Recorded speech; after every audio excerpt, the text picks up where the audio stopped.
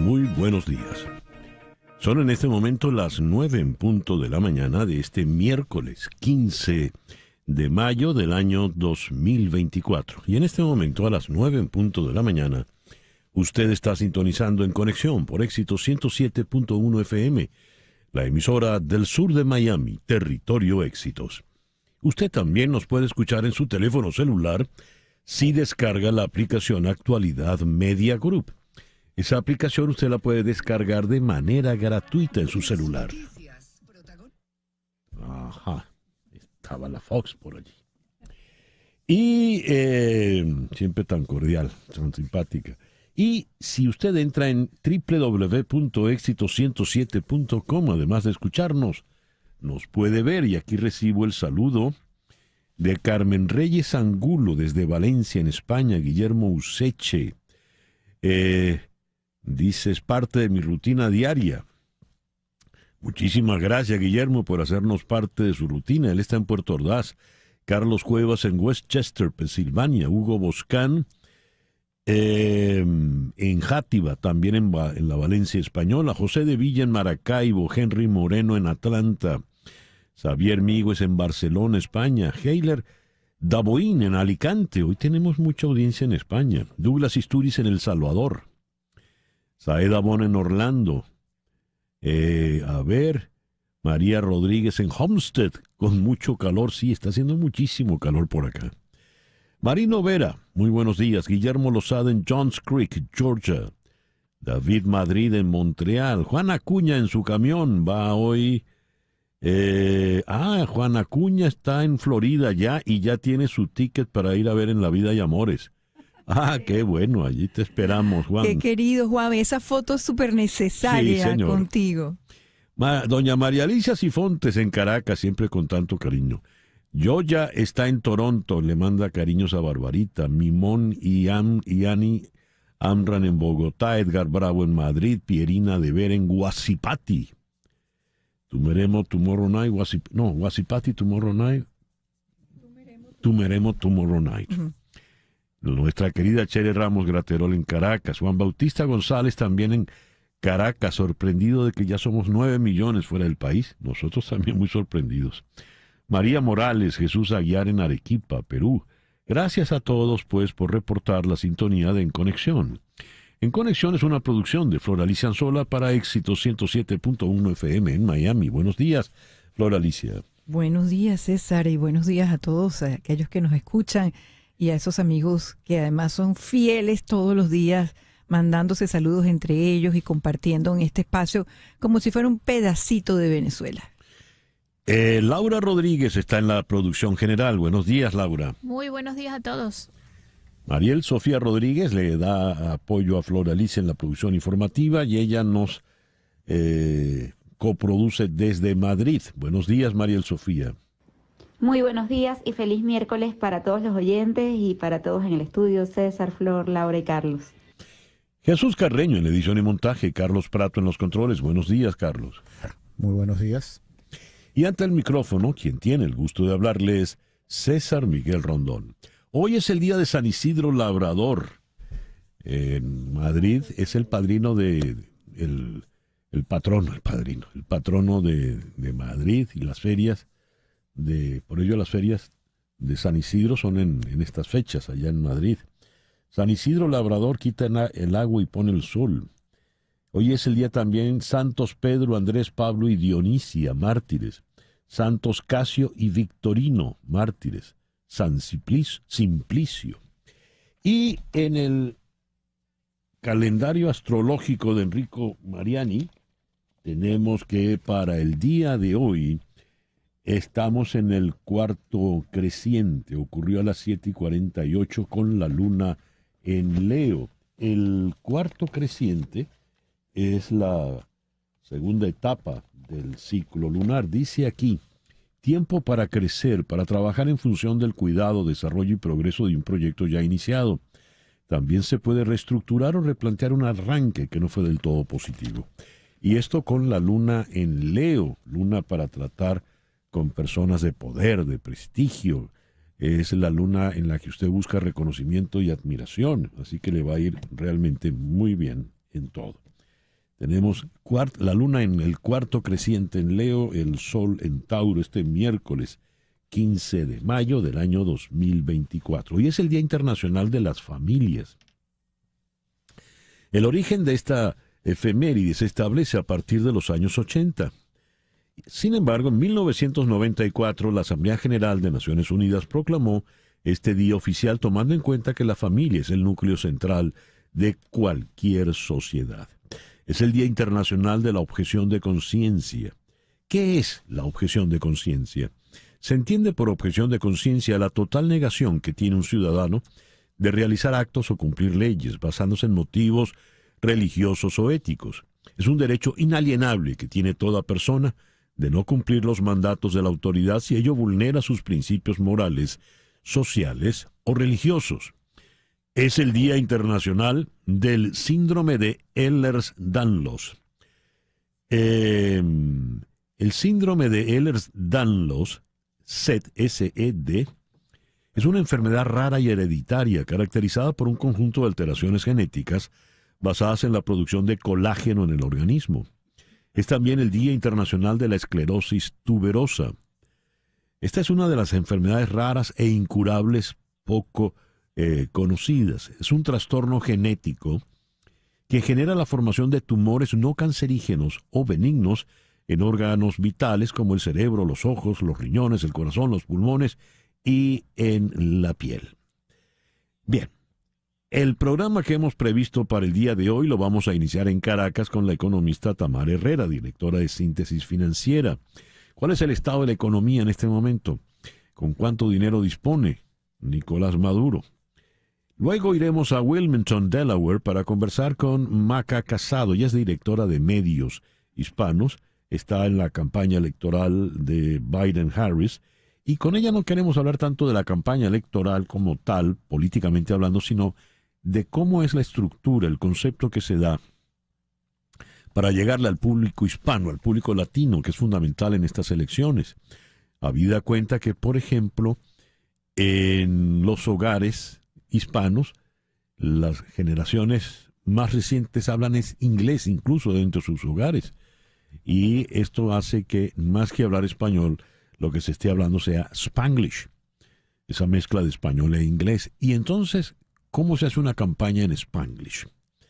Luego iremos a Buenos Aires para conversar con la abogada Elisa Trota, defensora de derechos humanos.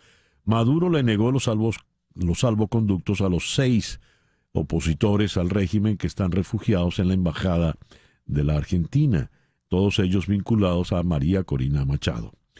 En Bogotá vamos a conversar con Roberto Denis, el protagonista del documental Una tarea peligrosa que ayer puso en pantalla PBS, Public Broadcasting Service, a nivel nacional aquí en Estados Unidos.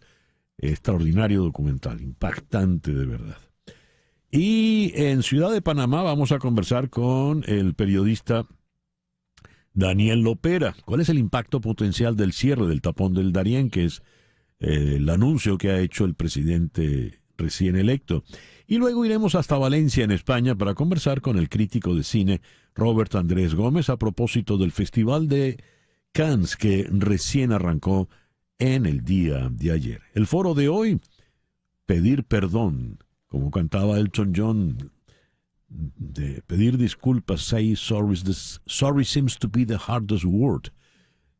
Pedir disculpas parece ser que es lo más difícil. ¿Y por qué cuesta tanto pedir disculpas? Lo vamos a tratar con el psicólogo Xavier Guix en Granollers, allá en Cataluña, y con la psicóloga Marta Ortiz en Ciudad de México. Ese es el programa que tenemos preparado para el día de hoy, miércoles 15 de mayo. Y a las 9:09 de la mañana, Capicúa, vamos con las efemérides de este día. El 15 de mayo de 1618, Johannes Kepler realiza el descubrimiento de lo que fue su tercera ley sobre el movimiento de los planetas. ¿Qué dice la tercera ley de Kepler? El cuadrado del período orbital de un planeta es proporcional al cubo de la distancia media desde el Sol. Si quieren lo repito. Dios mío, ¿puedes repetir, por favor? Creo que van a quedar igualito. ¿Cómo es? El cuadrado del período orbital de un planeta es proporcional al cubo de la distancia media desde el Sol. Claro. Bueno, ¿quién iba a pensar lo contrario? Muy bien, el 15 de mayo de 1648 se firma el Tratado de Münster, en el que España reconoce la independencia de los Países Bajos, la independencia de Holanda, lo que era el Flandes para España. El 15 de mayo de 1886, a los 55 años, fallece Emily Dickinson, una destacada poeta norteamericana, oriunda de Massachusetts. En vida solo se publicaron algunos poemas y de forma anónima. Fue grande luego de su muerte, es decir, reconocida debidamente. El 15 de mayo de 1905 se comienza a crear la ciudad de Las Vegas en el estado de Nevada, en ese inmenso desierto, cuando se auditan 110 acres. El 15 de mayo de 1928 se estrena la película Plane Crazy de Walt Disney. Es la primera vez que aparece Mickey Mouse con su novia Minnie, que fue su eterna novia porque nunca llegaron a nada. El 15 de mayo de 1937, en la ciudad de Praga, nació Madeleine Albright. Ella huyó con su familia a los Estados Unidos en 1948, cuando Checoslovaquia pues cae bajo la cortina de hierro. Y se forma en Estados Unidos y llega a ser, fue embajadora de Estados Unidos ante Naciones Unidas y es la primera mujer en ser secretaria de Estado. Luego vendría Condoleezza Rice, luego vendría Hillary Clinton, pero ella fue la primera, Madeleine Albright. El 15 de mayo de 1959, el documental Araya de Margot Benacerraf gana el Premio Internacional de la Crítica en el Festival de Cannes. El 15 de mayo de 1988, la Unión Soviética comienza a retirar sus 115.000 soldados de Afganistán. 15 de mayo de 1997, Amazon empieza a cotizarse en la Bolsa de Valores de Nueva York. 27 años atrás y el imperio cada día crece más. Yendo al mundo de la música, el 15 de mayo de 1937 en Texas nació Trini López. Si yo tuviera un martillo, if I had a hammer. Trini López se hizo muy popular y llegó hasta actuar. Fue famosa su participación en aquella película de guerra de mucho éxito, Los 12 del Patíbulo, con Lee Marvin. Al año siguiente, en 1938, en Puerto Rico, nació Tommy Olivencia. Trompetista Tommy Olivencia se destacó más como director de orquesta. Formó su banda allá en Puerto Rico con mucho éxito. Y de ahí este tema, Planté Bandera. Falleció en 2006 a los 78 años. Y el 15 de mayo de 1959, Elvis Presley logra llegar por cuarta vez al primer lugar con Un tonto como yo. El editorial con César Miguel Rondón. Hasta tarde estuve viendo el documental que hizo Juan Andrés Rabel, el mismo del Chigüire bipolar, sobre una tarea peligrosa. El documental sobre todo el proceso de investigación que llevó adelante Roberto Denis y el equipo de Armando Info para seguir la pista a lo que terminó siendo un mayúsculo escándalo de corrupción y de influencia política bajo el nombre de Alex Saab. Han sido noticias que uno ha venido comentando, cubriendo a lo largo de todos estos años. Cada vez que se ha dado una nueva revelación, lo primero que hemos hecho es llamar a Roberto cuando estaba en Caracas, y luego, una vez que tuvo que exilarse con el resto del equipo editorial de Armando Info, precisamente por el caso Saab, en un primer momento a Bogotá. Cada vez que venía una revelación, le llamábamos. De manera que podría decirse que el grueso de lo que está allí no es nuevo, lo hemos conocido. Pero una vez que uno lo ve todo reunido, caramba, cuando uno empieza a juntar este pedacito con el otro pedacito, con el otro pedacito, eso se convierte en una roca, en una pedrada de una violencia total. Voy a leer el texto que escribió Flor Alicia al respecto del documental de ayer. 8 años de investigación, 5 en el exilio y la historia no ha terminado. El documental dejó una clara evidencia de cómo se fue generando la investigación, qué cabos fueron apareciendo y cómo el poder político estuvo involucrado desde el principio del caso. Detalla con pormenores el tipo de trabajo que hace un periodista comprometido con sus principios. Muestra los negocios orquestados y la calidad del trabajo investigativo y el esfuerzo para acceder a información de primera mano.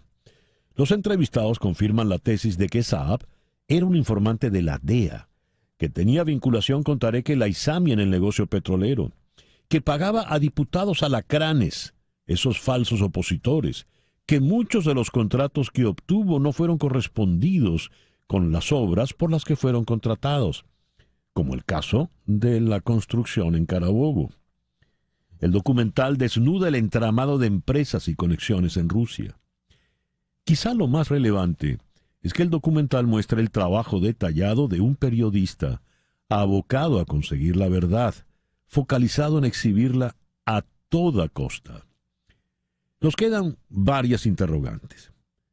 ¿Cómo, habiendo revelado información contra Maduro y su entorno, Nicolás genera toda una campaña de defensa nacional para liberarlo? ¿Por qué quienes fueron sus aliados dentro del gobierno, Tarek El Aissami, por ejemplo, están presos y acusados, y él no? ¿Qué pasó en la sociedad con Álvaro Pulido? Y hago aquí un paréntesis. Este señor Pulido es un delincuente de tal calaña que él no se llama Álvaro Pulido. Él tiene otro nombre, y él buscó los antecedentes de Álvaro Pulido, una persona que falleció en Colombia hace ya mucho, y usurpó su personalidad. Imagínese usted de la catadura ética y moral de quien estamos hablando. Regreso al texto de Flor Alicia. ¿Está todo el gobierno, más allá de Nicolás Maduro, actuando como cómplice de este escandaloso robo? De esos billones de dólares perdidos, ¿cuántos podrían llegar o ya llegaron a manos de algunos funcionarios del régimen? ¿Puede esa factura millonaria valer más que la verdad? ¿Fue Tarek El Aissami el único culpable del vergonzoso hurto a la nación? ¿Queda alguien inocente dentro del estatuto que gobierna Venezuela? Me temo que no. El reloj indica 9:20 de la mañana. Hacemos una pequeña pausa y al regreso las noticias más importantes de este miércoles 15 de mayo del 2024. Esto es En Conexión por Éxito 107.1 FM en Miami. Y a las 9:25 vamos con las noticias más importantes de este miércoles 15 de mayo. El presidente Joe Biden acusó a China de hacer trampas al anunciar oficialmente nuevos aranceles sobre las importaciones de productos chinos y prometió que los vehículos eléctricos del futuro se harán en Estados Unidos. A veces China roba directamente a través de ciberespionaje y otras maniobras, y esto está bien documentado y reconocido internacionalmente. Y cuando utilizan tácticas como esta, no están compitiendo, eso no es competencia. Eso es hacer trampas. Cita textual para el presidente en la Casa Blanca. Y China advirtió hoy miércoles que los ciudadanos y las empresas de Estados Unidos sufrirán pérdidas a causa de los aranceles que Washington anunció ayer contra varios productos procedentes del gigante asiático, entre ellos los vehículos eléctricos. China citó un estudio de la agencia Moody's que calcula que los consumidores de Estados Unidos han absorbido el 92% del costo adicional derivado de los aranceles impuestos a China en los últimos años. Las iniciativas proteccionistas estadounidenses también causarán grandes daños a la seguridad y estabilidad de la cadena mundial de producción y suministros, dijo el gobierno chino. El presidente de Colombia, Gustavo Petro, afirmó que denunciará ante Naciones Unidas que el Estado no cumple el acuerdo de paz firmado en 2016 con la antigua guerrilla de las FARC y vaticinó que eso puede llevar a derramamientos de sangre.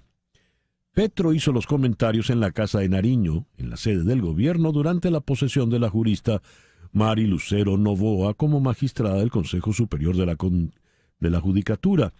Y allí en ese acto dijo que el cumplimiento del acuerdo de paz no es un juego. Hago un paréntesis. Confieso que cuando leí esta noticia dije, he leído mal, la noticia está mal redactada evidentemente, y entonces busqué otras agencias, otras fuentes, y en todas se confirmó exactamente eso. Por ejemplo, la reseña del País de Madrid dice, Petro señala al Estado colombiano de no querer cumplir el acuerdo de paz con las FARC. El detalle está que el señor Petro no lo está diciendo desde una esquina, desde un partido opositor o desde una barra de un bar. Lo está diciendo desde el Palacio de Gobierno, de donde él es el que está al frente del gobierno, el que está al frente del Estado. Es una manera un tanto extraña, ¿no?, de proceder. Es un disparo al pie o escupir para arriba, no sé. Bueno, es el presidente de Colombia. En México, los cuerpos de 11 personas asesinadas fueron hallados en una localidad del estado de Chiapas, según informó la Fiscalía. El homicidio múltiple tuvo lugar en la comunidad de Morelia, en el municipio de Chicomozuelo, según la Fiscalía, y las autoridades realizaron el levantamiento de los cuerpos, haciendo un reconocimiento médico de los mismos y efectuando la diligencia de identificación de cadáveres con los familiares. En Nueva York, la defensa de Donald Trump en el juicio penal al que se le sigue puso ayer en duda la credibilidad del ex abogado Michael Cohen, después de que este fuera la mano derecha del expresidente. Respondió durante casi 10 horas a las preguntas de la Fiscalía. En el segundo día de testimonio de Cohen, la estrategia del abogado de Trump, Todd Blanche, fue demostrar que Cohen estaba obsesionado con Donald Trump y que ahora está consumido por una búsqueda de venganza. Eso significa en la estrategia de la defensa que no se puede confiar en el testimonio de Cohen. Cohen en algún momento dijo, sí, me gustaría ver a Trump condenado, me gustaría que se rindieran cuentas. No es para mí, es para este juzgado o este tribunal. La tasa mensual de inflación en Argentina retornó en abril a los niveles de un dígito tras 5 meses de fuerte aceleración en los precios, que ahora exhiben cierta moderación en un contexto de contracción de la actividad económica y de caída de consumo, según informó el Instituto Nacional de Estadística y Censos, INDEC. El índice de precios al consumidor en Argentina se situó en abril en 289,4% interanual y creció 8,8% con relación al mes de marzo. A petición de su presidente Jorge Rodríguez, la Asamblea Nacional de Venezuela aprobó un acuerdo en el que se solicita al Consejo Nacional Electoral que retire la invitación a la misión de expertos de la Unión Europea para realizar observación electoral de los comicios presidenciales del 28 de julio. El llamado al Consejo Nacional Electoral ocurre un día después de que la Unión Europea le levantara sanciones solo al presidente del Consejo, Elvis Amorosos, y a otros 13 exrectores, ratificando con la misma las medidas contra los demás funcionarios incluidos en la lista de sancionados, y entre ellos está la vicepresidenta ejecutiva de Venezuela y hermana del presidente de la Asamblea Nacional, la señora Delcy Rodríguez. Elvis Amoroso rechazó la concesión de la Unión Europea dirigida a contribuir con elecciones democráticas en Venezuela. Y aquí viene una cita para Jorge Rodríguez en su vehemencia del día de ayer. Ellos, refiriéndose a la Unión Europea, creen que nosotros nos vamos a quedar con esa. Yo creo, aunque no nos corresponde tomar la decisión, pero con esa actitud racista, insultante, grosera, se hace materialmente imposible por ilegal la invitación a una misión de observación electoral. Y no es culpa nuestra. Nosotros lo intentamos, hicimos todo lo que correspondía, se les invitó, se les pasó una carta, pero hay principios innegociables. Fin de la cita.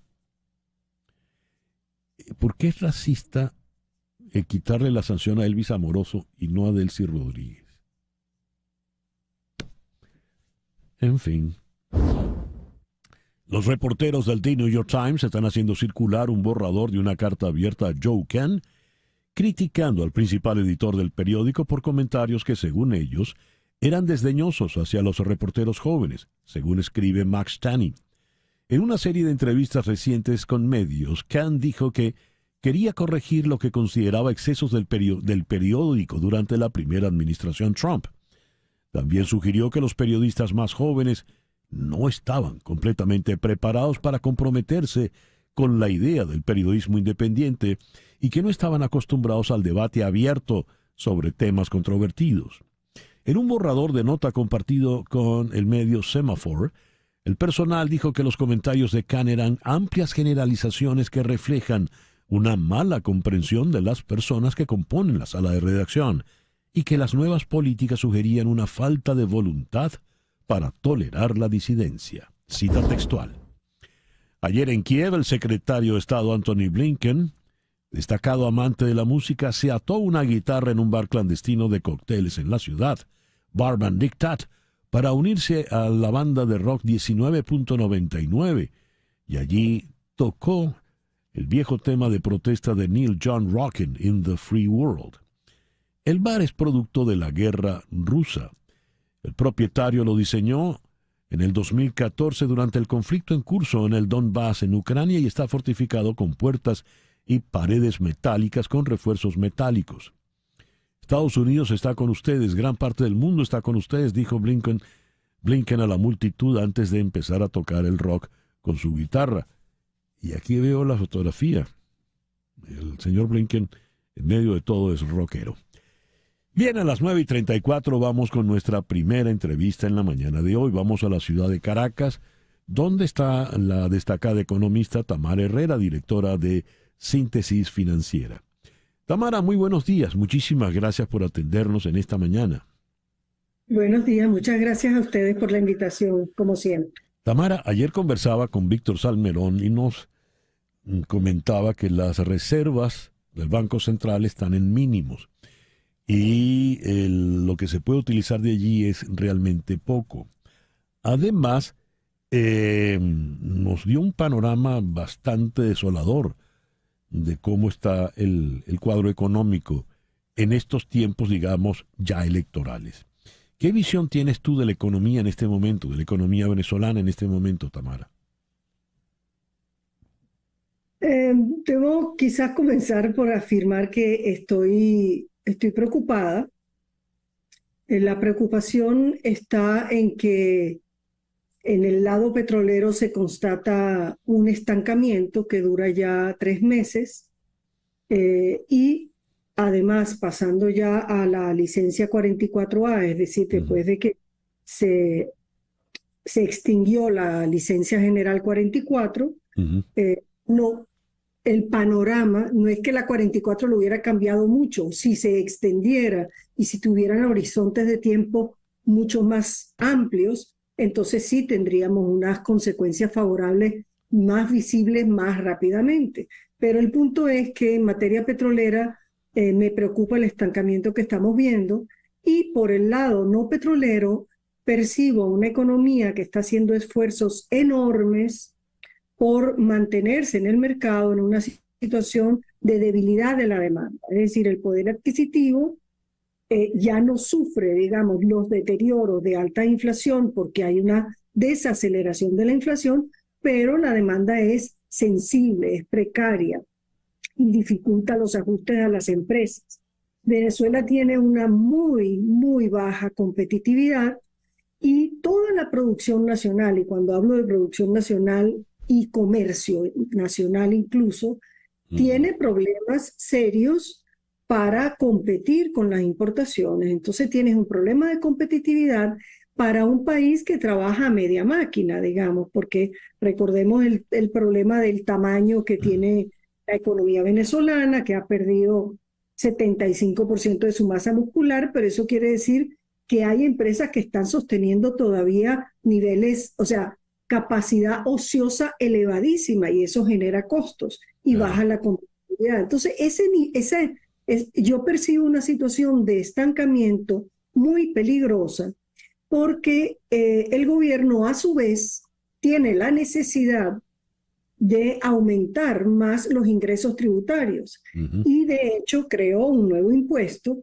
de una manera, de una celeridad sin precedentes, y lo que hace es aumentar la presión tributaria para una economía que está muy lejos del pleno empleo, con lo cual estás como alimentando un círculo o una espiral hacia abajo, porque tienes una base, una economía con una base de tributación muy baja.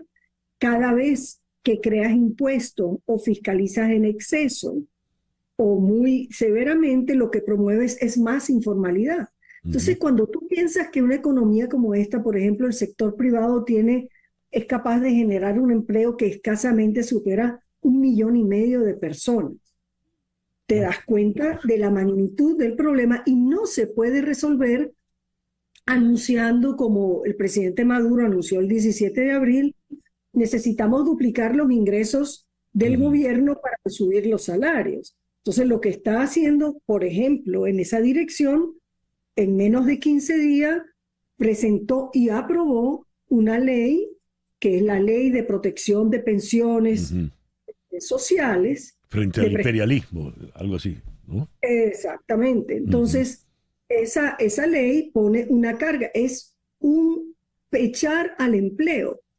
Es decir, el sector económico, la economía que da empleo a 1,500,000 personas, tiene que pagar un impuesto en función de ese empleo y de los ingresos que genera esa población ocupada para complementar mínimamente las pensiones, el ingreso de los pensionados, ni siquiera es un fondo de ahorro, el ingreso de los pensionados. Y aún así, el gobierno va a seguir buscando incrementar esos ingresos. Entonces la pregunta es, mi preocupación, volviendo al principio, es si seguimos en esta dirección, no se está promoviendo el crecimiento bajo ningún respecto. Entonces se está agravando el tema de costos, se está agravando la informalidad, y mientras más informalidad, más problema tienes para recaudar impuestos, porque es difícil recaudar a la informalidad de empresas y de personas. Entonces tú no estás en condiciones de atender un problema bastante grave, y creo que eso es porque francamente las cosas requieren soluciones de fondo, cambios de programa, y ya nosotros pasamos por una radicalidad de ajuste para salir de la hiperinflación. Todavía estamos con políticas que son recesivas, aunque se haya estabilizado, pero lo que hay que hacer es hacer crecer a la economía para que absorba población que está aquí, ni siquiera pensar en la que ha emigrado. Tamara, te oigo, y corrígeme si estoy equivocado, por favor, pero te oigo, y si la economía fuera un cuerpo humano, sería un cuerpo anémico, un cuerpo que no, absolutamente débil. Y por lo que estás contando, el gobierno está haciendo exactamente lo que no debería hacer, está agravando el problema con esta serie de medidas. De seguir así, ¿qué ocurre, digamos, para la fecha electoral, para el mes de julio y ya agosto? Bueno, no creo que unas cosas cambien radicalmente en apenas 2 meses y medio, que es lo que restarían para las elecciones. Esto es una situación que no es sobrevenida. Ha estado gradualmente produciéndose ese fenómeno. Las transformaciones que pretende hacer el gobierno son sumamente lentas y parciales. Ayer escuchábamos al diputado Nicolás Maduro Guerra hablando de las zonas especiales. China es un saber en materia de zonas económicas especiales. Entonces, la emulación del modelo chino, si tomaran solo algunas cosas del modelo chino, cosas que venimos hablando de los tiempos que era Giordani, tenía a Nelson Merente cerca, y ahora estamos. Entonces, cuando te das cuenta que todavía estamos a ese nivel de planteamientos, sin hacer las reformas, Venezuela necesita hacer cambios que generen un torrente de inversión, una amplitud sin reparo ni reserva alguna de la confianza en el porvenir. Y para eso, la palabra la tienen las autoridades económicas y son los que tienen que ser convincentes y creíbles. Y no estamos diciendo nada que no hayan hecho otros países. Ya. Tamara, muchísimas gracias por estos minutos en la mañana de hoy. Un placer. Gracias a ustedes. Tamara Herrera, economista, directora de Síntesis Financiera desde Caracas. 9:42, una pequeña pausa. Al regreso, hacer campaña electoral en Spanglish. Esto es En Conexión por Éxito 107.1 FM en Miami. 9:44. Ventilex, fábrica de extractores de aire industriales y ventiladores comerciales a la medida, te ofrece extractores de aire Alfa 48 y Alfa 36 para el control de ambientes cálidos y contaminados. Llama al 954-433-1322, 954-433-1322.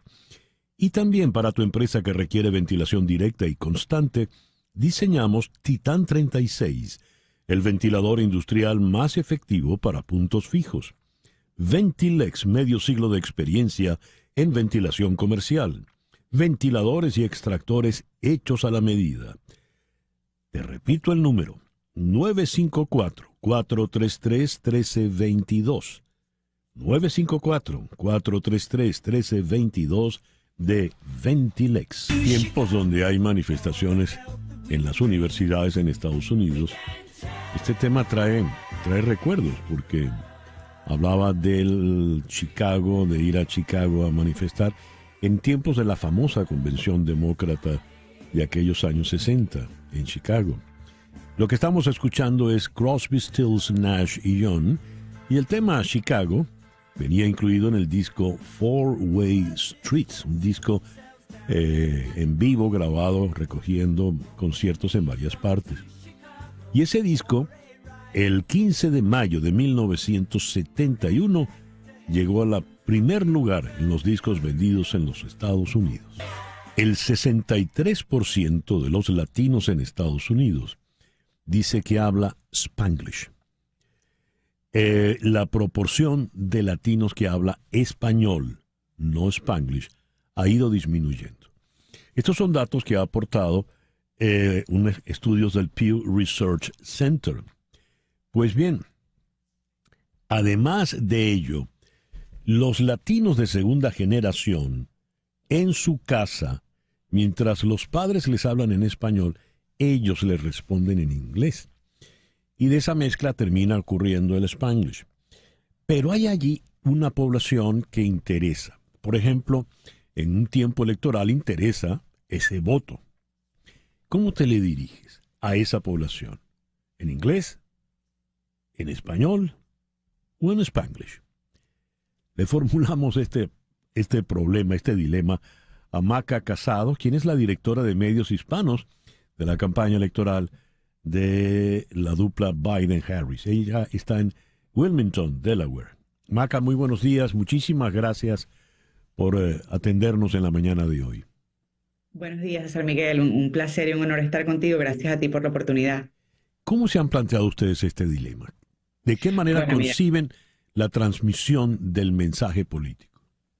Bueno, mira, nosotros tenemos súper claro que el voto latino puede decidir el próximo presidente de los Estados Unidos, que el poder político de los latinos es prácticamente pues inigualable, y nos hemos propuesto en esta campaña, tenemos la primera directora de campaña latina en la historia de los Estados Unidos, que es Julie Chávez Rodríguez, la nieta del icónico líder César Chávez, y tenemos súper claro que tenemos que ganarnos el voto de cada latino a lo largo y ancho del país, y por eso tenemos una estrategia que tiene básicamente tres aristas. Una es, estamos corriendo una campaña prácticamente bilingüe, lo que es sin precedentes en la historia de los Estados Unidos. El presidente Biden entiende lo importante. El presidente Biden siempre repite como que 25 de cada niño en un aula, de un aula de 100 alumnos habla español, y ese es el futuro de nuestro país. Por eso yo fui una de las primeras personas contratadas en esta campaña, porque entienden que tenemos que comunicarnos. Entonces, en este plan de 3 aristas, estamos hablando con los latinos en español, por supuesto, estamos hablando con los latinos en inglés, porque también hay un grueso de latinos que se sienten más cómodos recibiendo información en inglés y hablando en inglés, y también a esos latinos jóvenes que prefieren el Spanglish. Entonces, estamos haciendo en nuestra campaña de medios pagados, nuestras propagandas, nuestras campañas publicitarias salen en español, por supuesto. En español grabamos las piezas con diferentes acentos dependiendo del mercado al que vayan. Por ejemplo, si va a Central Florida y Pensilvania, a Florida Central y a Pensilvania, pues es con un acento boricua para llegar a los puertorriqueños, pero si va a Arizona y Nevada, con el acento mexicano. Y las piezas en Spanglish, pues son claves, es una mezcla. Eso es bien delicado de manejar, porque es importante que se haga como con competencia cultural, pero básicamente eso es lo que estamos haciendo, un esfuerzo inédito. ¿Cómo es la circunstancia en Florida? Donde, por ejemplo, hay un rechazo importante de la población del sur de la Florida a las políticas del presidente Biden, y tienes personajes emblemáticos del Partido Republicano que son de aquí, Marco Rubio, Marta Elvira Salazar, por ejemplo, que llevan ya de suyo un peso importante y hablan en español a los votantes. ¿Qué estrategia hacen ustedes en una zona conflictiva como esta? Bueno, mira, definitivamente el sur de la Florida es el único sitio donde nosotros hemos visto algún tipo de migración del voto latino de los demócratas al Partido Republicano. Nosotros, por ejemplo, en noviembre, de cara al debate republicano, tuvimos campañas publicitarias también con acento venezolano, hablándole directamente al público venezolano, con acento cubano, hablándole directamente al público cubano. Y nosotros tenemos una operación bastante orgánica también.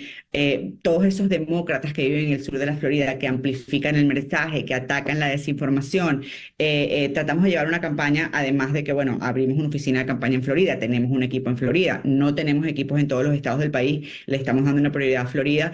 Y lo más importante de todo es que, mira, César Miguel, en Florida hay una grandísima oportunidad, no solo de recuperar terreno, sino de ganar el estado. Estas prohibiciones draconianas del aborto, estas prohibiciones de libros, la gente está rechazando. Acabamos de ver cómo Donna Deegan ganó la alcaldía de Jacksonville en un escaño donde un demócrata no ganaba en los últimos 20 años. Estamos viendo un liderazgo nuevo en el Partido Demócrata de Florida, que está registrando votantes, que está corriendo una campaña para hablar con los latinos. Entonces hay muchísima oportunidad en Florida. Ahora, ya a manera de conclusión, Maca, me llama la atención porque buscas una persona con acento venezolano para dirigírsele a los venezolanos, que son muy, muy simpatizantes, muy entusiastas de Donald Trump en esta región. Algunos los llaman incluso magasolanos. Y tienes buscas acento cubano para dirigirte a los cubanos. ¿Y es el mismo mensaje, solo cambian los acentos o cambia también el tono que diriges? No, son absolutamente mensajes completamente diferentes. Mira, nosotros, por ejemplo, tenemos Latinos con Biden, que es una iniciativa sin precedente que nació en 2020, porque nosotros entendemos que los mejores validadores dentro de cada comunidad no hay nada más valioso que tener un líder venezolano hablándole un venezolano, y así en cada diáspora. Los mensajes son completamente diferentes. Por ejemplo, el mensaje hacia los venezolanos habla de los logros de la administración Biden-Harris para los venezolanos sin precedentes, porque Donald Trump nos prometió villas y castillos y no hizo absolutamente nada por nosotros, más que utilizar nuestro dolor como una bandera política sin resolver ni un solo problema. Ni siquiera pudo firmar el TPS. Aquí tienes a Joe Biden, que firmó el TPS. Entonces, el mensaje es específico a cada diáspora. El de los venezolanos habla sobre el TPS, el de los cubanos habla sobre la insulina. Son mensajes diferentes. Bueno. Maca, te agradezco mucho. La conversación ha resultado muy, muy interesante, ¿no? Y cierto, por ejemplo, uno que vive aquí en Miami ya se conoce todos los acentos posibles del español latinoamericano, ¿no? Básicamente. Y cierta, cada quien habla a su manera. Maca, muchísimas gracias por estos minutos en la mañana de hoy. A ti por la oportunidad. Un abrazo. Maca Casados, la directora de medios hispanos de la campaña Biden-Harris, nos habló desde Wilmington, Delaware, allá arriba. El reloj indica en este momento las 9:53 de la mañana. Las noticias de este momento en Conexión Radio. ¿Qué noticias tenemos en este momento, Flor Alicia? Bueno, España advirtió a las embarcaciones pequeñas, escucha esto, César, que tuvieran cuidado con las orcas en la península ibérica este verano.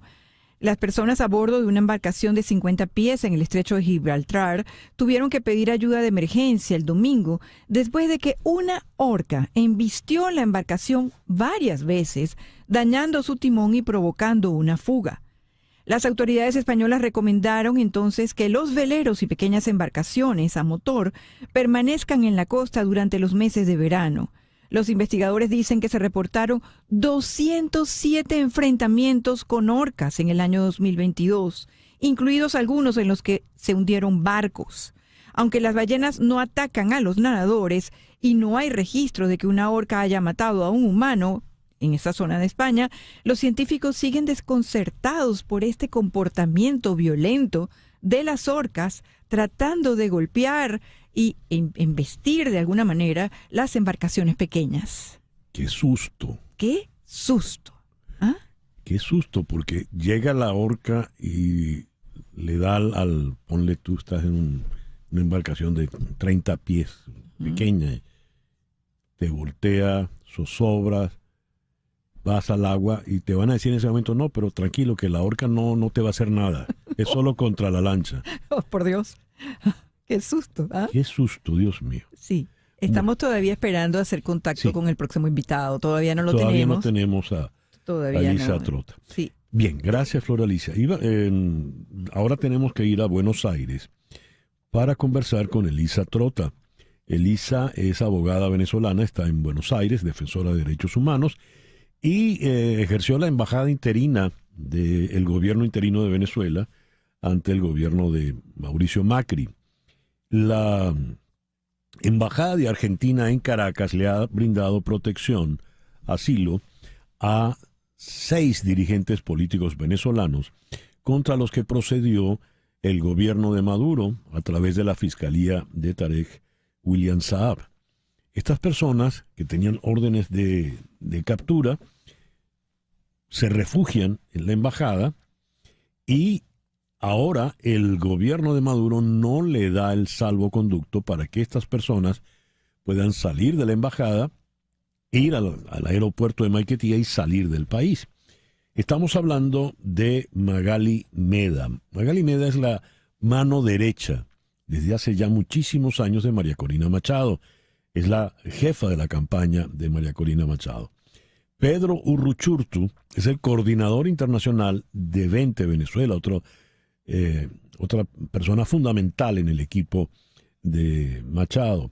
Claudia Macero es la coordinadora de comunicaciones de María Corina Machado.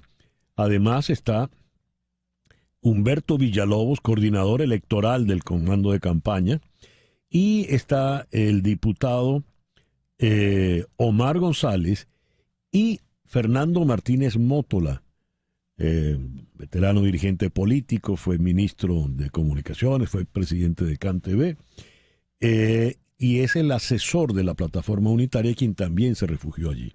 Estamos hablando de 6 personas a los que el gobierno de Nicolás Maduro les ha negado los salvoconductos. Tenemos ahora ya a Elisa. Muy bien. Elisa, muy buenos días. Estás con nosotros en conexión. Buenos días, Elisa. Abre el micrófono porque estás en mute en este momento. Disculpa, acá estoy. Buenos días, un gusto saludarte como siempre. Igual por acá. Elisa, ¿cuál es la situación en este momento de las 6 personas que están refugiadas en la Embajada de Argentina a las que Maduro les ha negado el salvoconducto? Bueno, esa es la situación, lamentablemente, César Miguel. Están refugiadas ahí sin ninguna respuesta por parte del régimen. De esto ha pasado 50 días, 50 días en las que Argentina viene solicitando el salvoconducto y no ha habido respuesta todavía de parte del régimen. Y esto, por supuesto, implica una violación absoluta de la Convención de Asilo Diplomático, que casualmente se firmó en Caracas en el año 54 y es en Caracas donde está siendo violada. ¿Por qué ahora el gobierno venezolano ha dado algún argumento o sencillamente se ha desentendido?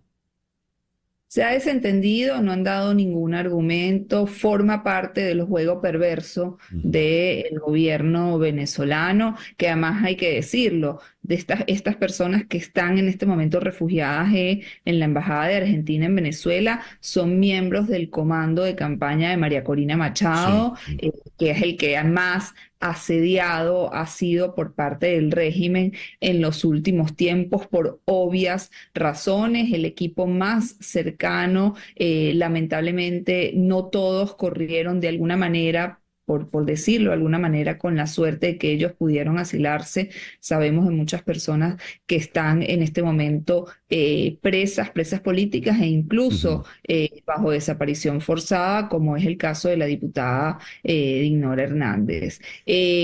No ha habido ninguna respuesta. El gobierno argentino nuevamente anunció su decisión de darle este asilo político, pero no se ha aprobado por parte del régimen de Nicolás Maduro estos salvoconductos. Estos dos países son miembros de la Convención, además, desde el principio, y en los últimos días hemos visto cómo el gobierno argentino ha intentado, a través de las vías diplomáticas, insistir, incluso buscando el apoyo internacional de otros gobiernos y de grupos de interés político en la necesidad de que se otorgue, porque además te imaginarás que no son condiciones para estas personas están corriendo riesgo estando de esta manera, y además han sido también, estando ya en la embajada, han sido asediados por el propio régimen.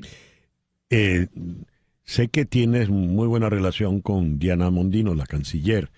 ¿Qué dice ella puntualmente? ¿Qué ha comentado?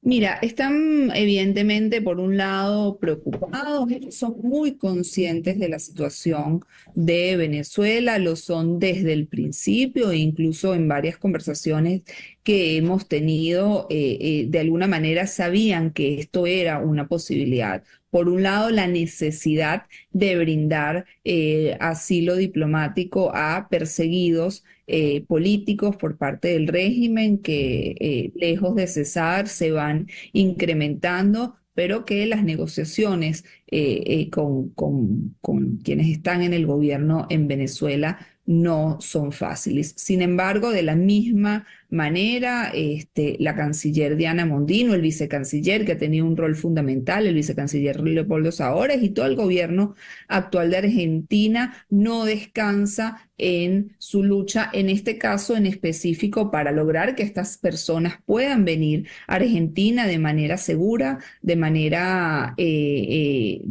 asegurándoles justamente que puedan estar bien, pero también en un apoyo que trasciende a este hecho particular, en un apoyo que va de la manera en que se está parando Argentina en los organismos internacionales en relación a Venezuela, específicamente el apoyo en relación a la misión independiente de hechos, específicamente el apoyo en distintos escenarios a la población venezolana en Argentina, y haciendo desde el punto de vista político y diplomático todo lo que hay que hacer para poder, en este caso específico, asegurarle a quienes están en la embajada su seguridad, pero también a los venezolanos la posibilidad que puedan recuperar la democracia. Elisa, muchas gracias por atendernos y bueno, seguiremos muy pendientes de ello. Gracias. Muchísimas gracias, César Miguel. Buenos días. Elisa Trota desde Buenos Aires. 10:02 de la mañana, una pequeña pausa. Al regreso, nuestro foro en el día de hoy. ¿Por qué, como cantaba Elton John, pedir disculpas, decir lo siento es tan difícil? ¿Por qué pedir perdón? ¿Por qué pedir disculpas es tan difícil?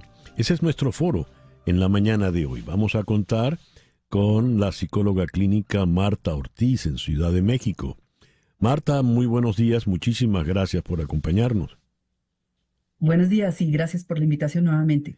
Y en Granollers, allá en Cataluña, cerca de Barcelona, está el psicólogo y escritor Xavier Guix. Espero haber pronunciado bien el apellido. Si no, me lo Bastante corrige. bien. Bastante bien. ¿Y Bastante bien. ¿Y cómo sería perfecto? Guix. Guix. Bueno, Exacto, Xavier Guix. Xavier Guix. Xavier, muchas gracias por estar con nosotros en el programa de hoy. Gracias a ti, por supuesto. Marta, ¿por qué cuesta tanto pedir perdón? Uy, yo estuve reflexionando sobre esta pregunta y como mi formación ha sido siempre desde la psicología con los niños, me parece que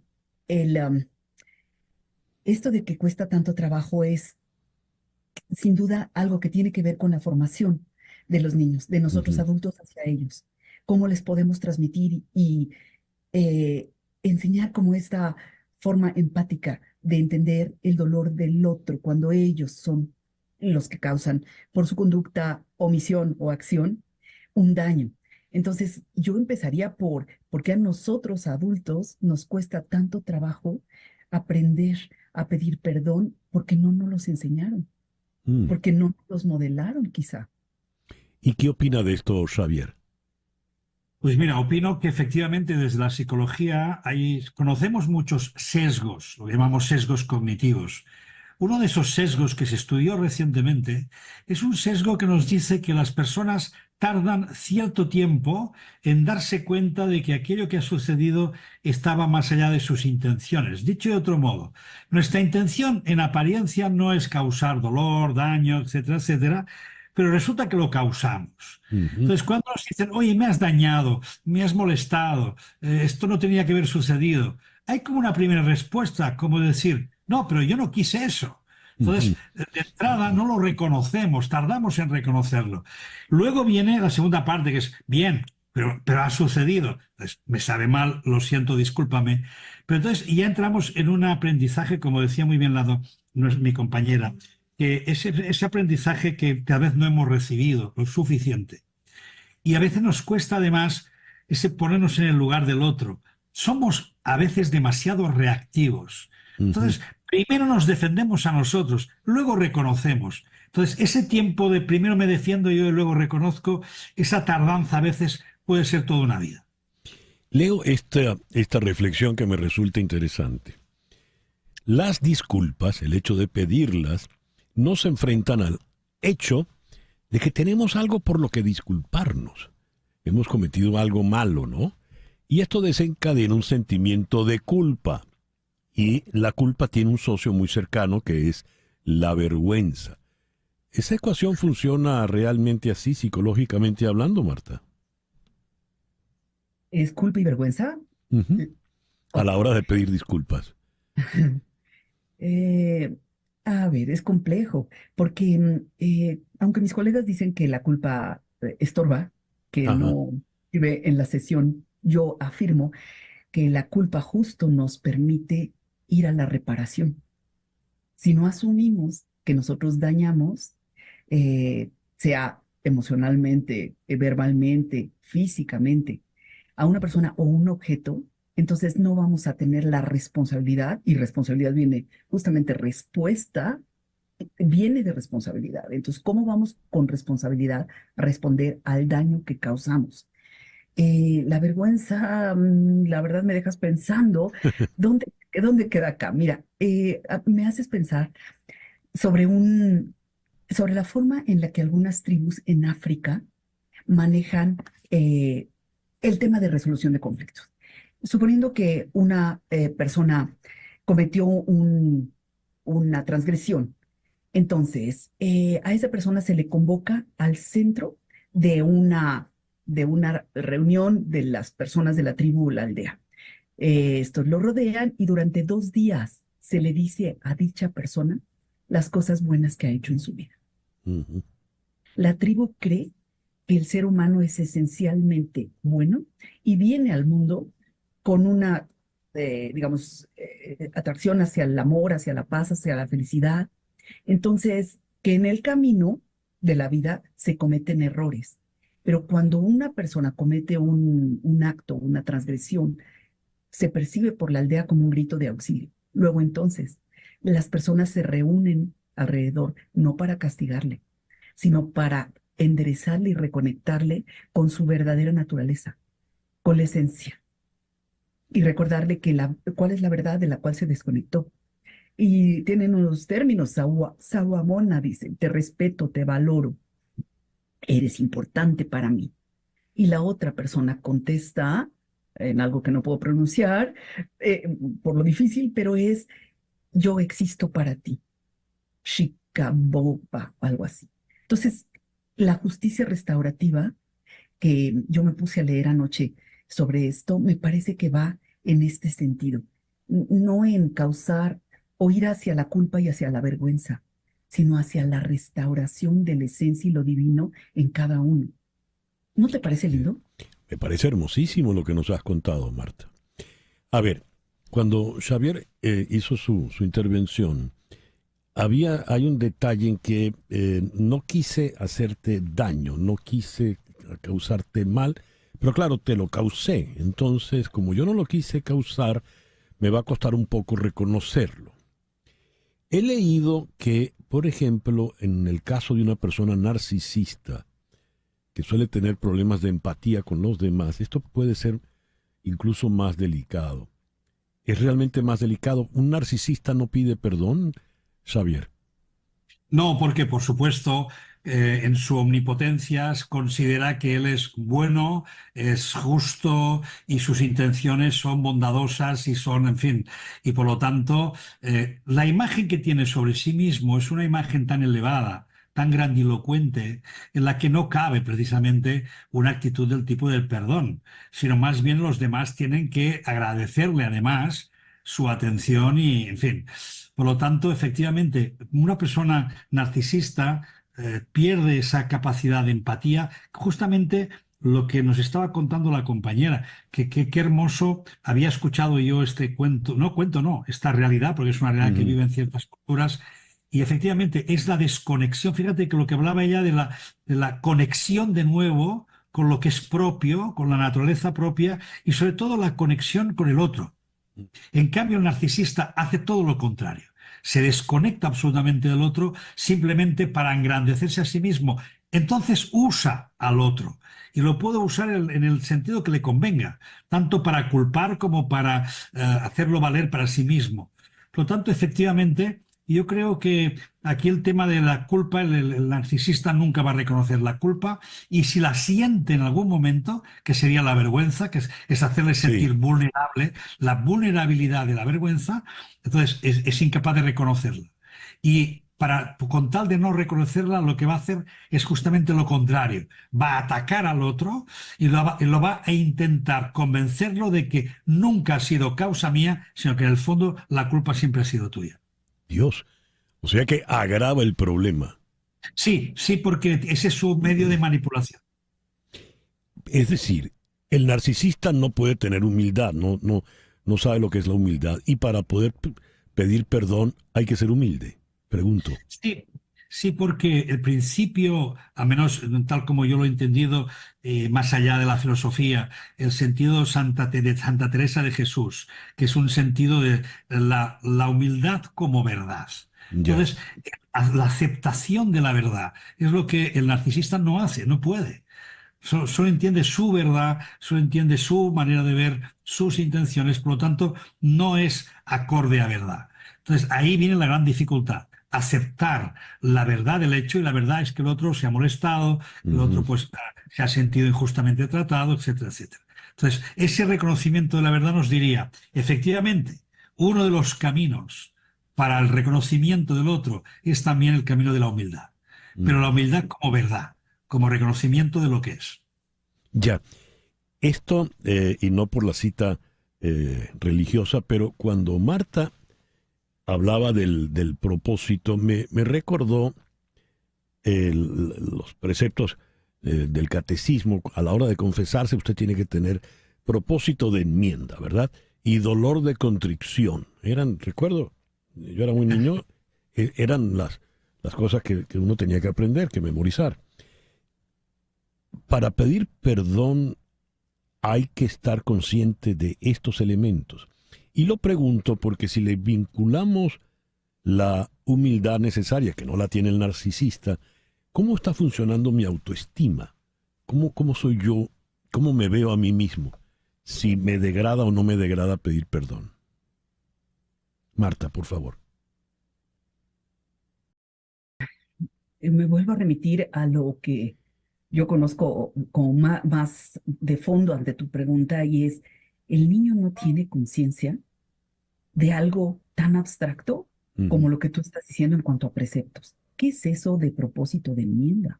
Lo puede repetir, ¿no? De memoria, pero ¿cómo lo hace suyo? Entonces, por ejemplo, yo soy guía Montessori antes que psicóloga. Hay una belleza de dinámica que se lleva a cabo en un salón Montessori donde está trazado un círculo o un elipse rojo en el piso. Ese permanece ahí, ¿no? Y cuando hay una transgresión, hubo un conflicto, se convoca a sentarse en el piso, en el círculo. Entonces, esto me liga con el ejemplo que yo les decía de las tribus africanas, porque la guía es solamente una facilitadora para colocar el tema. Y lo que ahí hace, igual que en el enfoque high school, es, aquí hay un carrito y hay un pleito de 2 personas por este carrito. Entonces, tú estás muy enojado, tú estás muy triste, ¿cómo vamos a hacer? Entonces, escuchar la emoción del niño es, ahorita que hablas de conciencia, empezar a entender desde cómo se siente en el cuerpo la tristeza. Y ellos son súper claros en ello, cómo nosotros adultos aprendemos a disfrazarlo, cómo se siente el enojo. Una vez que se da escucha, ¿no? Entonces se propicia los elementos para poder ir hacia la solución. Pero, por ejemplo, los maestros y los papás tenemos una gran responsabilidad en ello. ¿Cómo trabajamos para acompañar a estos pequeños seres humanos y darles recursos para que se puedan autorregular? Y en vez de dañar, ¿no?, a un otro, que puedan hacer contacto en esa escucha de cómo se siente el otro cuando yo le quito su carrito. Entonces, el pedir una disculpa, como lo obligan los papás que hasta los empujan de la cabeza, ve y pide perdón, ¿no? Así es. Es absurdo, porque el niño lo puede recitar, pero no tiene la abstracción para entender. Y fue lo que la más dice perdón porque le tiene miedo al papá, o porque la maestra le va a castigar el recreo. Pero esa es la conciencia. Cuando yo estuve revisando a Frank, yo hice logoterapia en formación también hace muchos años, y él habla de que perdonar es un acto voluntario. Es esencial esta actitud ante la ofensa, ante la injusticia, ante la violencia, ante la exclusión. Pero este perdón solo surge desde la más profunda humanidad. Por ello, cuando el ser humano es libre para elegir su respuesta, y si su respuesta es perdonar, entonces esa es su responsabilidad. Por ello, Marta, por lo que has comentado, es que a muchos les molesta pedir perdón. ¿Verdad? Sí. Mira, el perdón lo pedían de niños obligados. Y luego de un coscorrón en la cabeza, vaya y pida perdón.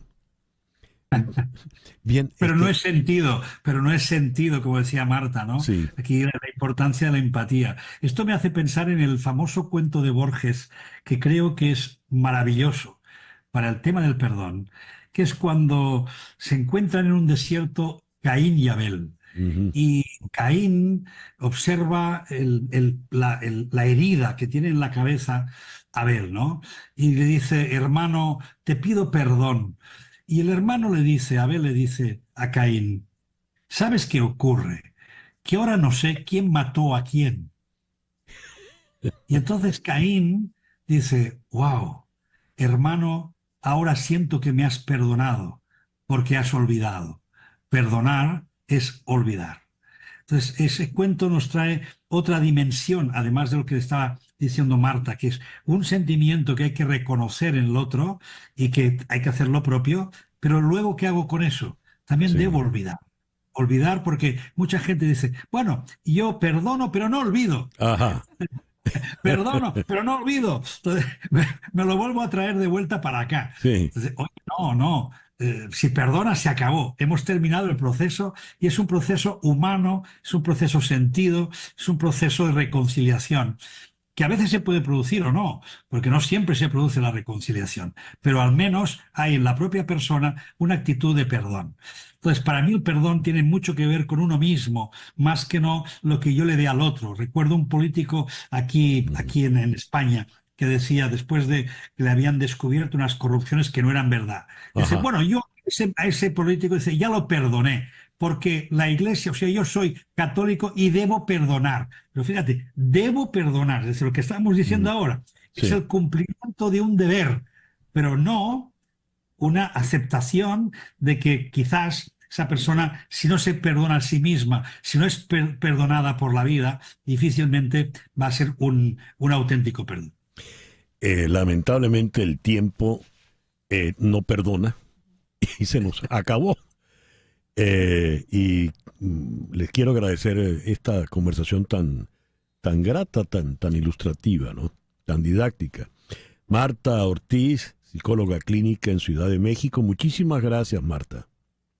Al contrario, gracias. Solamente decirte, como la vez pasada, remitirse, por ejemplo, a información como el Círculo de la Paz y Yoga en las prisiones y los términos de justicia restaurativa para una transformación del conflicto, para no perdonar lo imperdonable con castigo, sino para poder ir a la esencia de lo que nos hace humanos. Muy bien. Y Xavier Guix, espero que ahora sí lo haya dicho como es. Perfecto. Psicólogo y escritor allá en Cataluña, en Granollers, cerca de Barcelona. Muchísimas gracias, Xavier. Gracias a ti. Gracias, Javier. Gracias a ti, Marta. Hasta luego. Muy bien. 10:24 de la mañana, una pequeña pausa al regreso.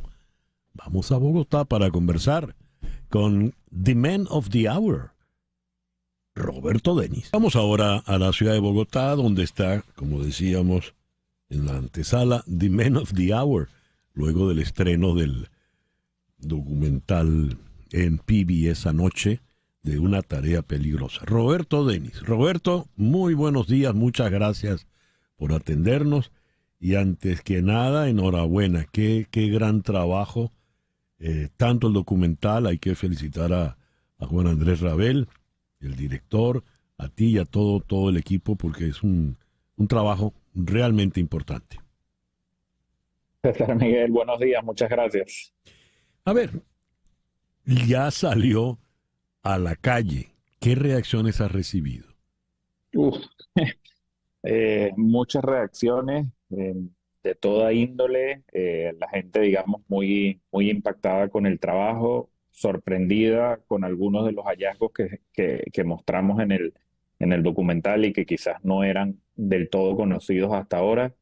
Y la verdad que mucha gratitud, también mucho cansancio, como te imaginarás, porque bueno, esto ha causado gran expectación, ha generado, digamos, también mucha hostigamiento de parte del régimen de Nicolás Maduro, las campañas digamos, de difamación de siempre, de acoso, etcétera, pero en líneas generales, César Miguel, te diría la verdad que estamos muy complacidos, contentos con que este trabajo de tantos años haya estado en la vitrina de Frontline y vaya a estar por los próximos años.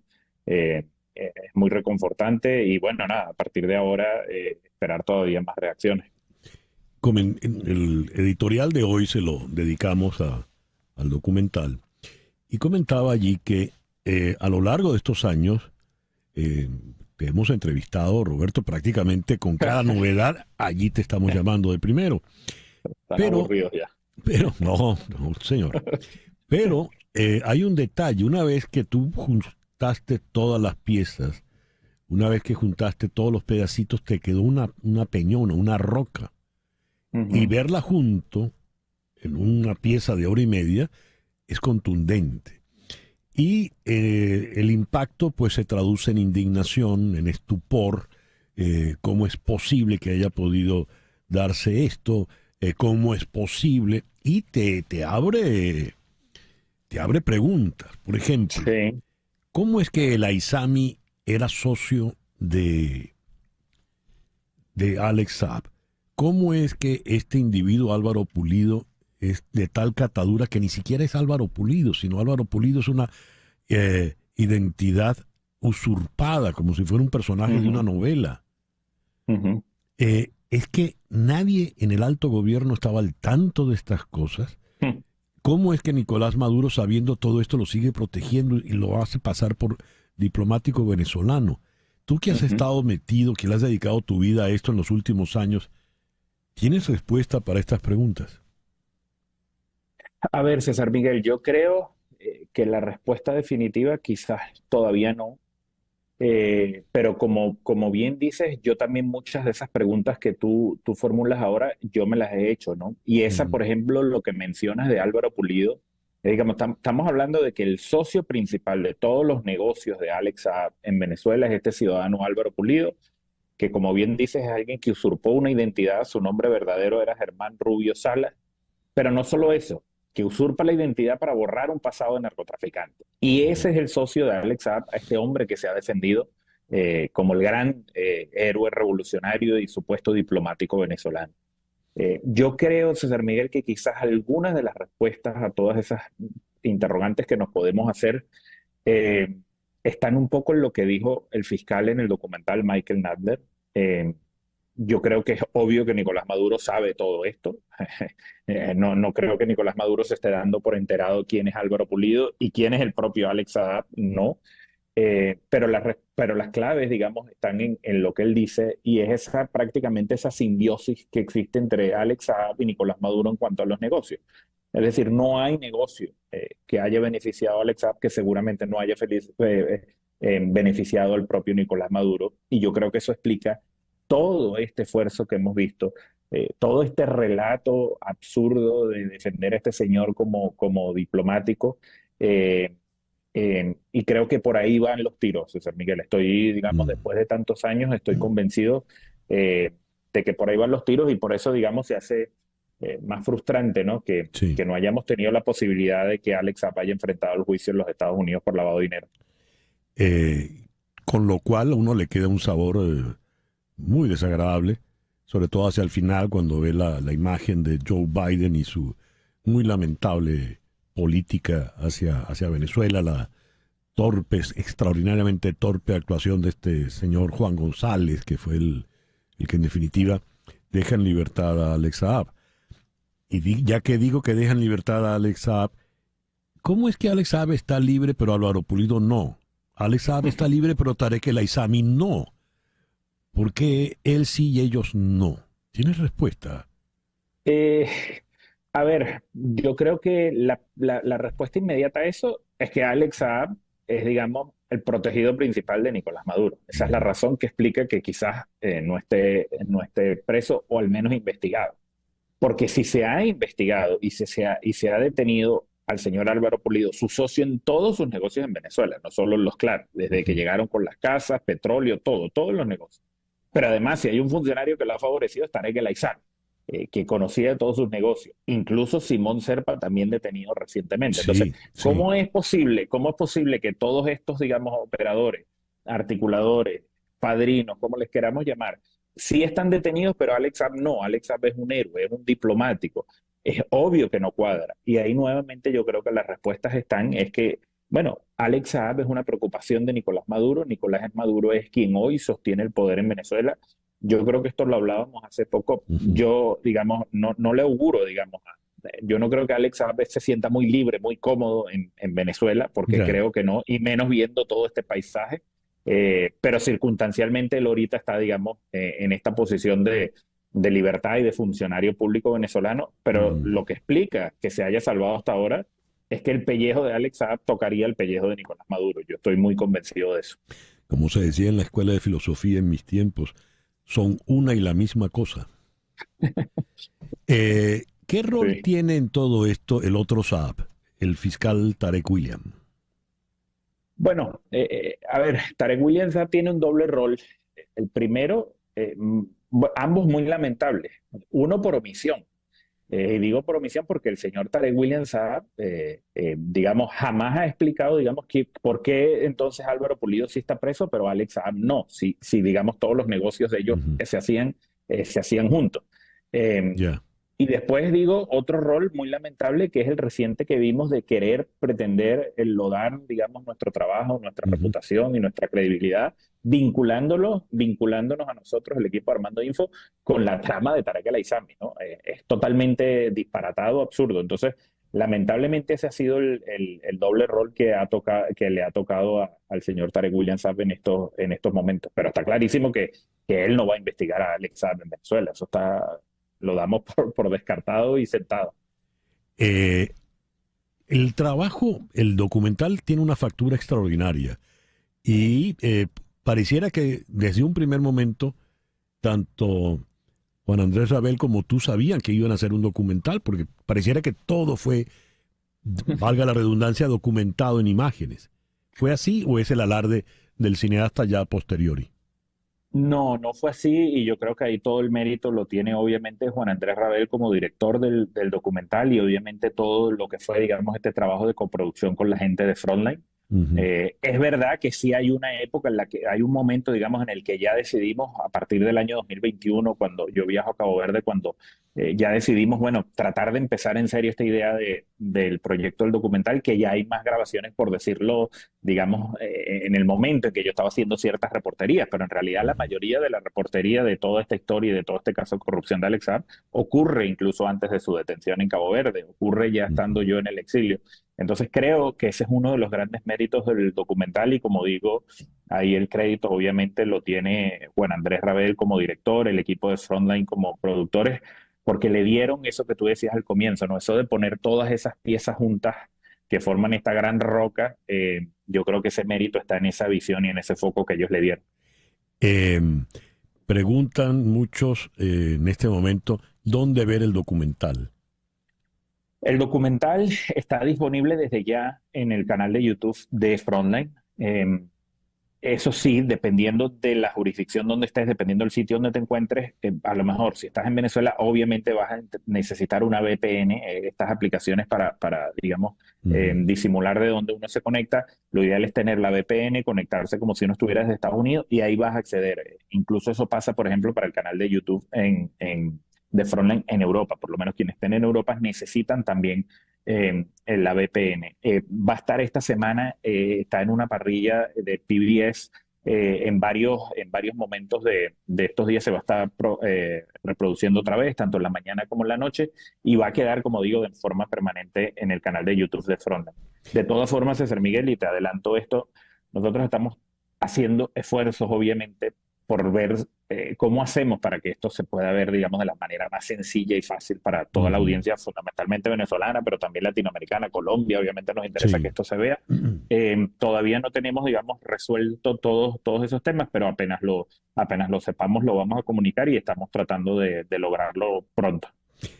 Flor Alicia, que redactó el editorial de hoy, le dio como título 8 años de investigación, 5 en el exilio y la historia no ha terminado.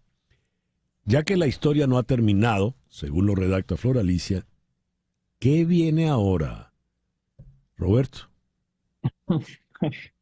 Yo estoy convencido que la historia no ha terminado.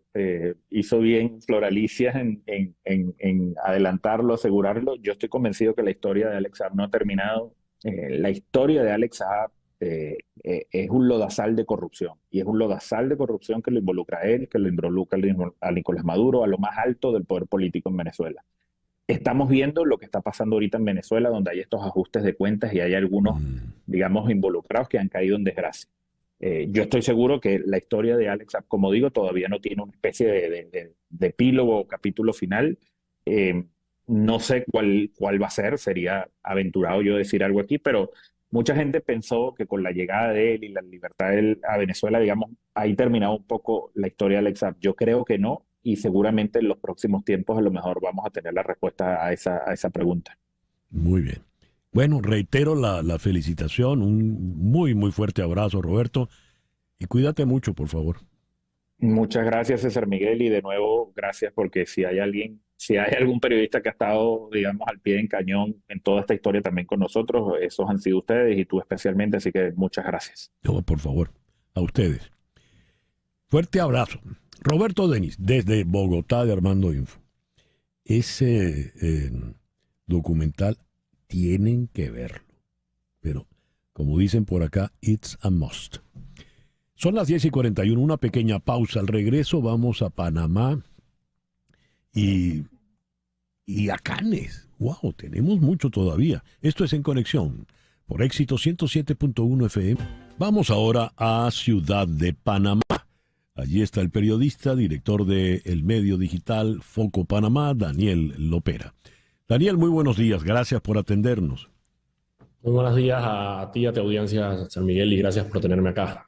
José Raúl Mulino, entre sus primeros anuncios ya como presidente electo, va a tomar medidas enérgicas en el tapón del Darién y va a deportar a los migrantes que entren por allí. ¿Realmente qué es lo que va a hacer Mulino con el Darién? La verdad es que es un enigma. O sea, él durante la campaña mencionó el tema del cierre de la frontera del Darién. Lo que pasa es que para las personas, y estoy seguro que tu audiencia conoce muy bien la situación, el Darién es una selva. O sea, el hecho de decir cerrar la frontera es absurdo porque es una selva tropical.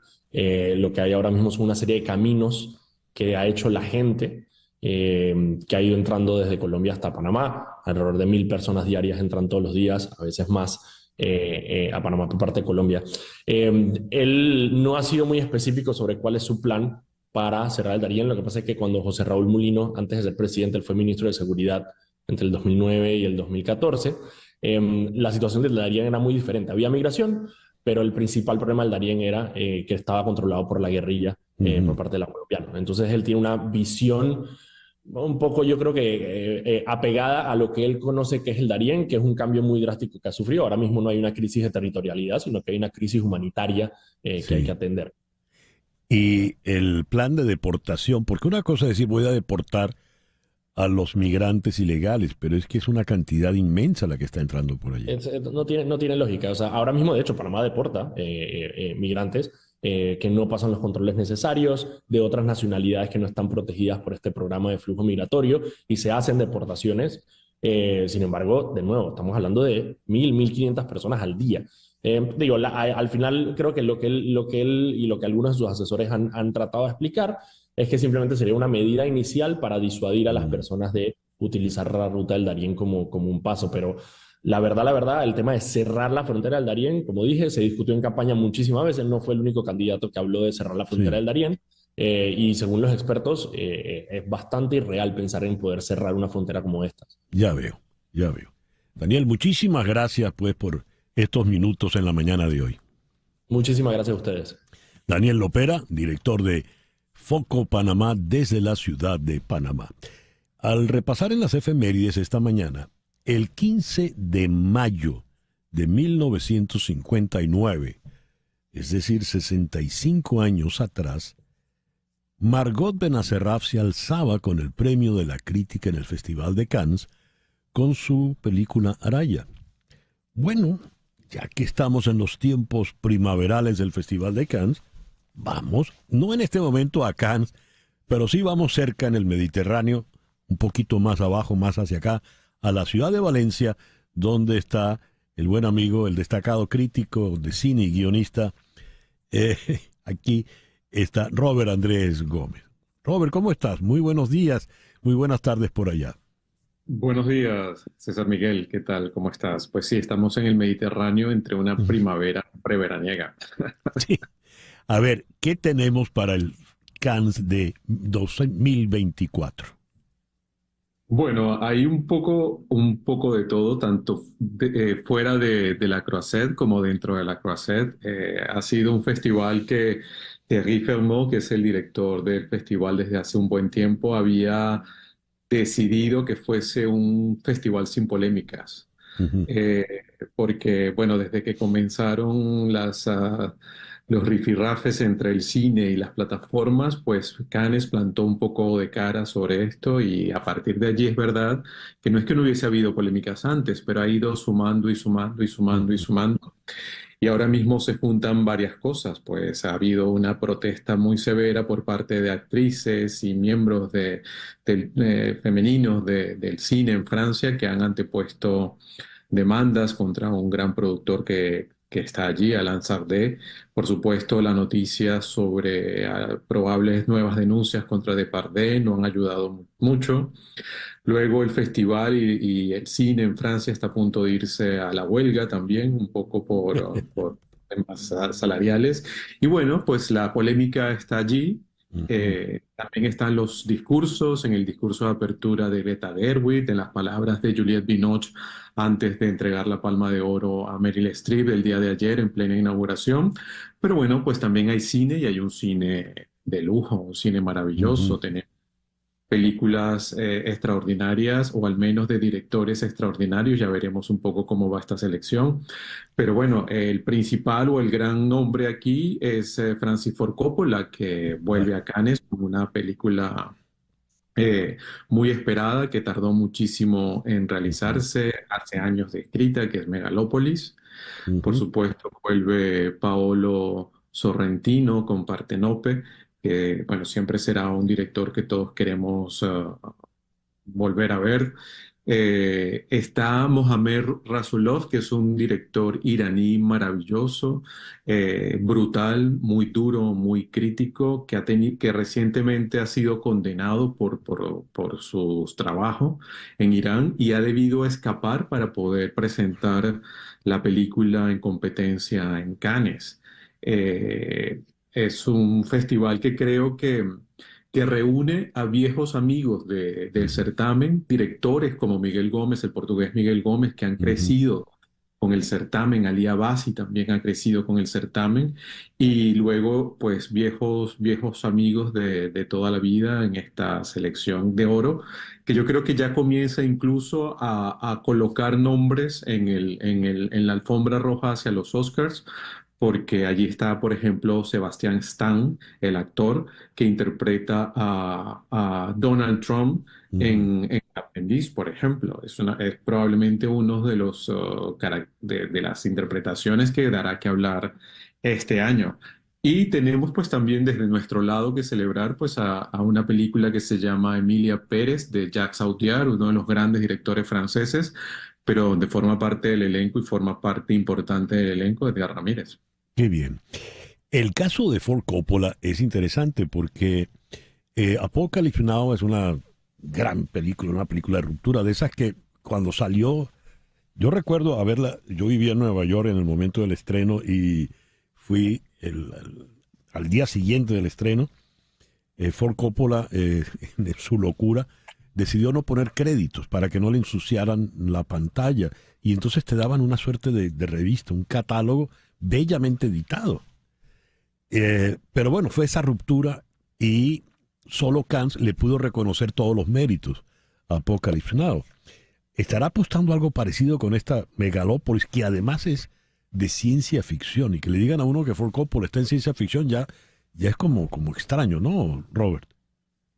Sí, probablemente sea un género que nunca habríamos pensado que lo tocara Coppola, que ha sido además un director absolutamente realista.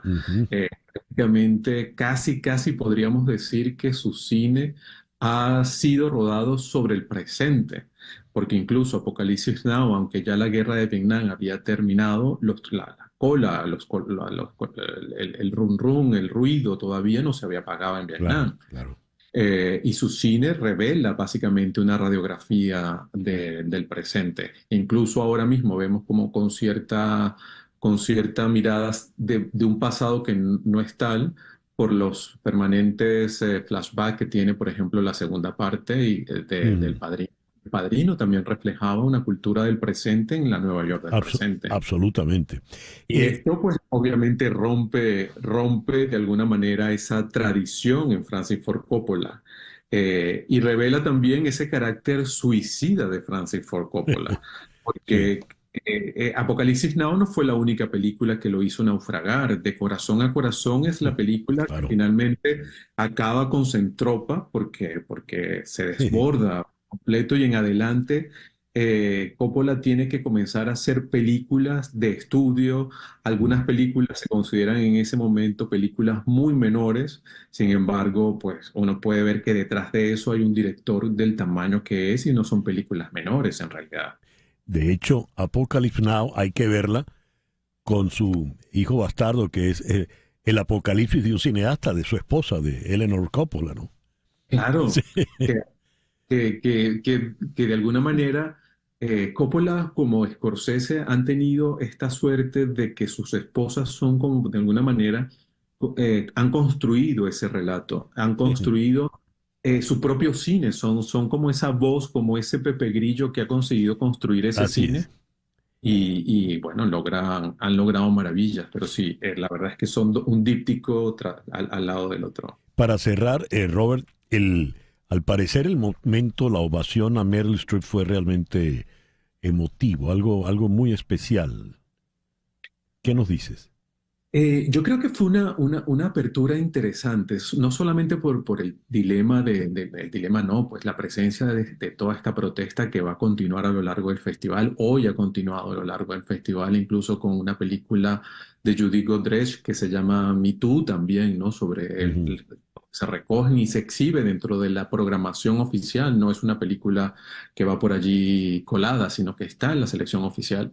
Pero además de esa particularidad, pues sí, yo creo que fue extremadamente emotivo. En principio, porque Meryl Streep es una mujer generosa, es una mujer muy humana, muy divertida, muy cercana. Y aquí estaba realmente conmovida por dos cosas. La primera, que creo que en 30 y tantos años, 35 creo, no pisaba literalmente el festival. Y es una actriz que conoce el peso de este festival y conoce lo que significa recibir una Palma de Oro dentro del cine. O sea, siempre uno habla de que la Palma de Oro está muy por encima incluso del Oscar, que es un premio donde la carrera comercial pues también se avala. Pero luego creo que le conmovió muchísimo que una actriz tan grande como Juliette Binoche, que probablemente junto a Isabelle Huppert sean las dos grandes actrices del momento, sin negar la presencia, por supuesto, de Catherine Deneuve, pero con estas actrices tan brutales, que Juliette Binoche se derrumbara, se viniera en llanto, que temblara sobre ella, eso yo creo que ha sido un regalo tan grande como recibir la Palma de Oro. Upa, muy bien. Robert, qué grato siempre es conversar de cine contigo. Muchas gracias. Mismo digo, muchísimas gracias y un gran abrazo. Muy bien, Robert Andrés Gómez, destacado crítico de cine y guionista desde la ciudad de Valencia, ya en el Mediterráneo, y el reloj continúa implacable. 10:56.